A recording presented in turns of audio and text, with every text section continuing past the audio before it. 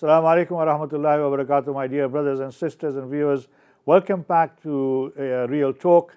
Today I've been introducing the subject of Muslim foster children in the foster care network. And as I said in the first segment of the program, I've got two very eminent guests in my program. Both of them live further away from Bradford, so they're not here in my studio, unlike we normally do. We have people here.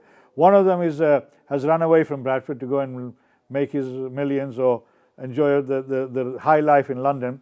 A Bradford-born Saqib Juneja, who worked very closely with Shadim, whom I mentioned earlier. He has now moved to London, otherwise he would have been here. The other guest of mine is Sister Andrea Hunt, who also lives in the south. Both of them got enormous experience of working around the Muslim foster issue. Now, can I welcome you both? Assalamu alaikum wa rahmatullahi wa barakatuhu. So, Sister Andrea has also fostered a number of children as well. So, Shakib, I know, let me ask Sister Andrea Hunt first of all. Sister, welcome onto the program. Obviously, you've been involved in fostering for some time, I believe. Can you just tell us a little bit about how you started, when did you start, and what has been your experience? Well, I started fostering 25 years ago, Mashallah. possibly. Mashallah. And I wasn't a Muslim then. Oh, right. And it's through fostering Muslim unaccompanied asylum seekers that actually led me to embrace Islam. Oh, subhanallah. And to, mashallah, to learn about Islam, to care for the lovely, young lads that came into my care. I wished to look after him the best way I could. And through that, I had to learn about Islam to facilitate, their rituals, their halal meat, their prayers, their Jummah prayers, their Ramadan. And as time went on, I informally studied Islam some more, and eventually those young people had left my care. They had grown up into adults, and I still continued to study Islam informally, and then eventually embraced Islam. And so, alhamdulillah. So now I have gone back to looking after just Muslim children, and in the area where I live, it's all unaccompanied asylum seeking young. Sorry, can I ask which part of the country you are based in? Not the town, just roughly the area that you're based in. Sorry, again? Which part of the UK are you based in? Where do you live? I'm based in Warwickshire. Warwickshire. Sorry, I thought it was Herefordshire, so I said Herefordshire before. So it's Warwickshire. Okay. So Warwickshire, yes. Right. So over 20 years of fostering children, and as you started with Muslim children, particularly unaccompanied children who were coming into the country, and that brought you in touch with the faith of Islam. And then obviously, mashallah, you became a Muslim sister. And you're now fostering Muslim children in particular at the moment, I believe. Are they also refugees, asylum seekers, unaccompanied children, or are they also, do you foster children who are in the care system already? No, the children I have at present are new arrivals to the country this year, whom I look after. Yes, I usually have 3 placements at one time in my home. Yeah, in fact, I've always had 3 placements alongside my own 3 children, but my own 3 children are grown up now. All right. Okay, that's very interesting. I mean, what sort of age group of these unaccompanied children or recent arrivals are they? What sort of age group are they?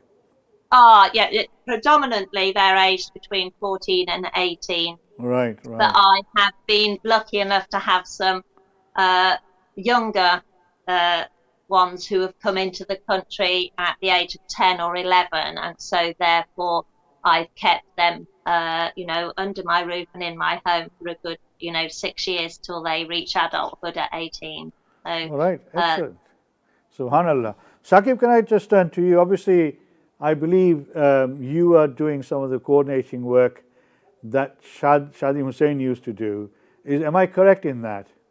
Absolutely, yes. Alhamdulillah, Shadim Hussain, alhamdulillah, he started a great piece of work here, and we're just stepping into his shoes and, following his legacy. Right? And we'll continue this great work of encouraging people to come forward as foster carers. Mm-hmm. And we're continuing with the work. So, yeah, mashallah.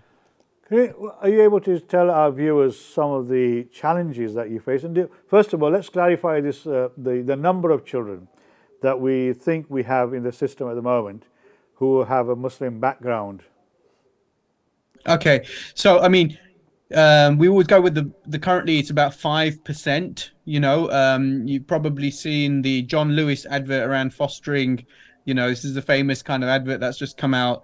And they've mentioned the figure of children in care at around 108,000. Oh, wow. That's a massive number of children in care. I mean, we knew it was going to go up. It goes up and down throughout the year. Generally, it's around 85. It's been 90, but that is what it currently is at the moment. It's just over 100,000 children in care. And, 5% of those, you could say, just over 5,000 Mm, Muslim children. And that's before we count all of the unaccompanied asylum seeker children or the new arrivals. So if we were to include the new arrivals, we're looking at a figure at least maybe, 7,000 children. So that's the number of Muslim children in the mm, care system. That's the number of Muslim families, if they come forward in the various areas or wherever they might be to become foster carers. That's how many people or families we need to come right. forward to take I mean, these children. that is an absolutely huge number. So even if we take out the new arrivals, for example, so we basically have 5,000 possibly children, or slightly Mhm. more, who are most probably likely born and bred in the United Kingdom, of Yeah, parents, either one parent or both parents of the Muslim faith, yeah, and they're from all sort of ethnicities and nationalities. And I presume, no, they'll be British nationality, but they're from all ethnicities. I presume so. They'll be Asian, Indian, Pakistani, and others as well from Africa, that's African, right. Caribbean, and African communities as well.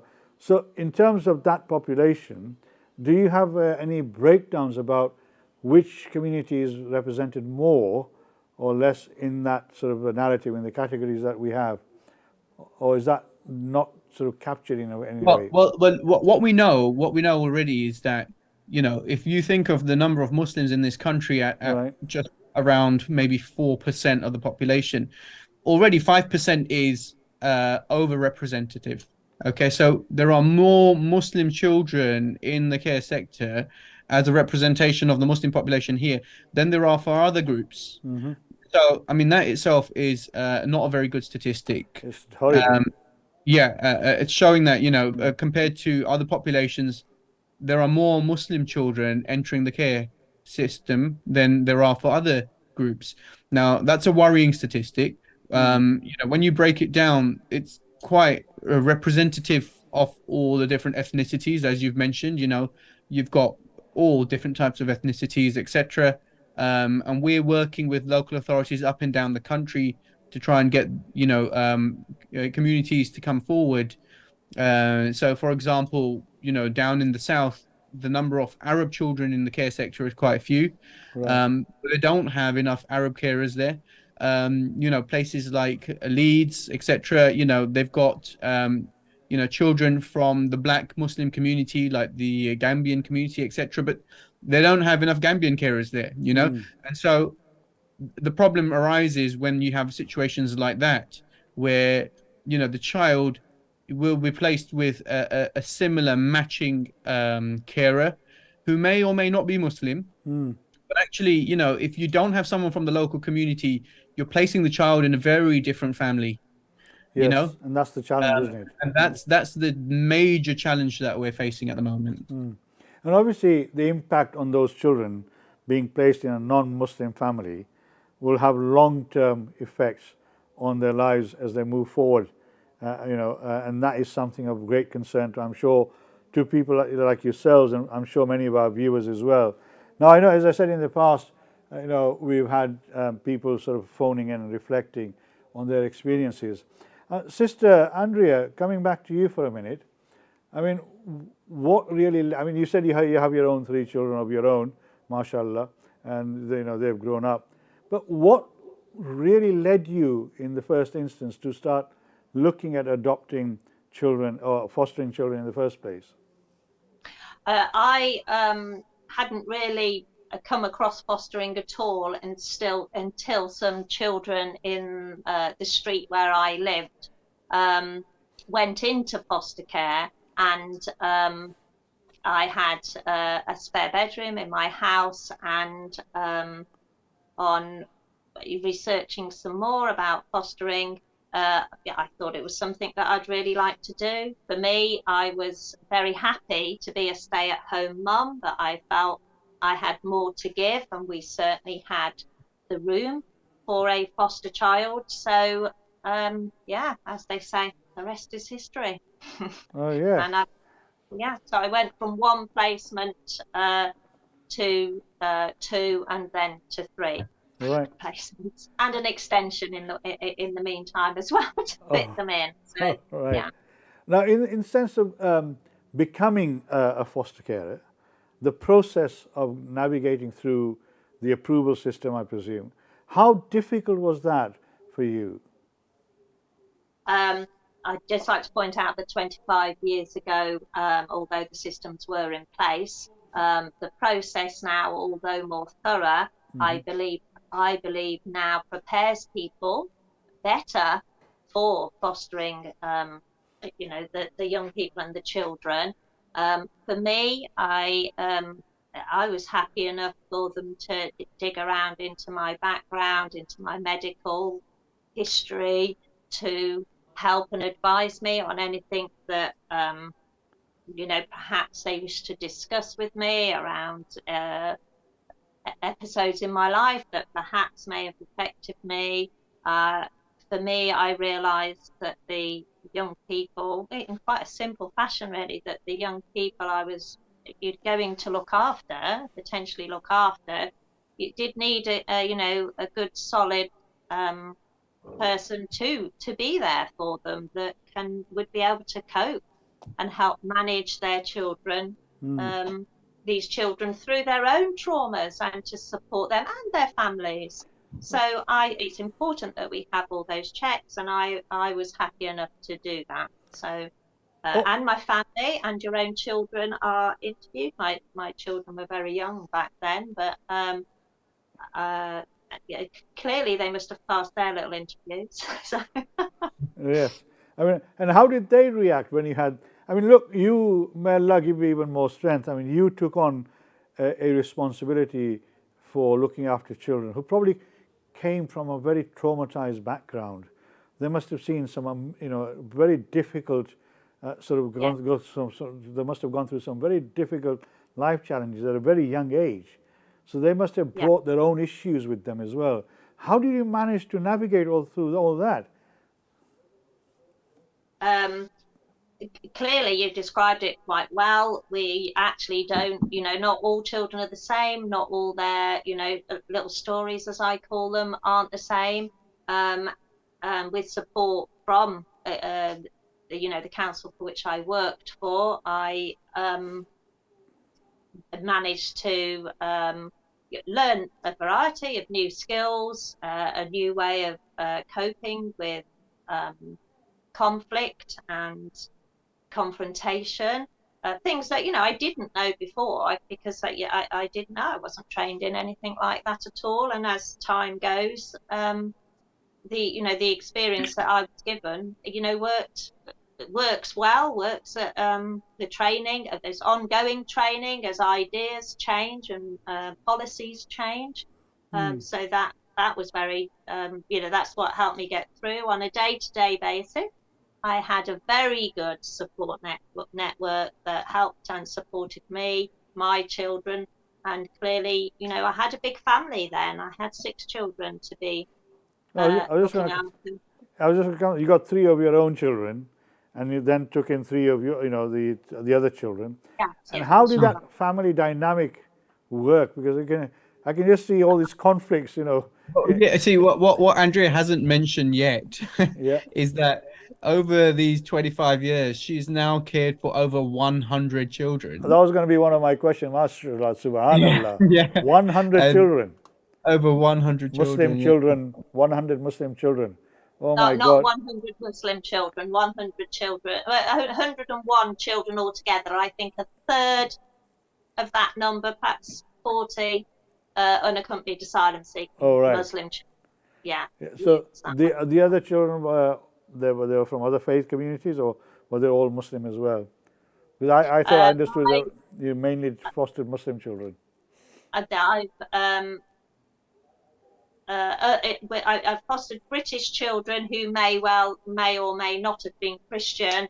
I've fostered 2 Pentecostal Christians from who were asylum seekers, Right, and right. then yes, the rest were from the Muslim community. Yeah, All right, subhanallah. I mean, all children are children, whatever their background, ethnicity, very whatever true. faith they are. If you're going to be a foster carer, you do that, and you do that because that's a vocation that Allah has given you. It gives you strength. I mean, 100 children, 101 children over the last 25 years. I mean, that is an amazing figure, and may Allah reward you both in this world and the world hereafter. Saqib, thank you for giving us that information. I was going to ask her later on how many children she has. Now, in terms of enriching your life, right? I mean, how do you feel that by becoming a foster carer, and particularly looking after, as you say, Muslim children, brought you into the fold of Islam? But how did you manage? The question I originally asked. Obviously, you had 3 children of your own, and then you had 3 other children from, other children who came into your lives, interfering with your, internal family dynamic. How did you manage to cope with the dynamics of that family at that particular time? I don't know how old your children were when you first started this. Well, alhamdulillah, my own children were very happy to have other playmates within the home. They, yes, they did have their squabbles, and Sorry, there were often yeah, a few tantrums. But I'm sure. I come from a big family myself, so I was very keen to have a big family, and this has been a beautiful way of doing that. To be having 6 children. I didn't work outside the home, so for me, I could be fully focused on looking after all 6 children, which I hope I did a good enough job for all the ones that I had, including my own, I should add. I'm sure. I'm sure. And 1 child, 6 children, like you've just said, they're all children. They all need, caring for, listening to, taught and guided through life, in the best way that we can, often with help from their birth families for the foster children. And clearly now with my Muslim young boys, I turn to the bigger, Muslim community, and previous boys I've looked after now help me with the boys that excellent. I now That's look after. subhanallah. Now, we're going for a break very shortly, so we'll come back to some of these issues and discuss some. But can I just remind our viewers that, obviously this is a subject that touches a lot of people's lives. If you want to ring in and share your thoughts and your experiences, please feel free to do so. The phone number is 01274 214 299. I know in the past we've had many people ringing in and sharing their experiences with us and the wider sort of viewers as well.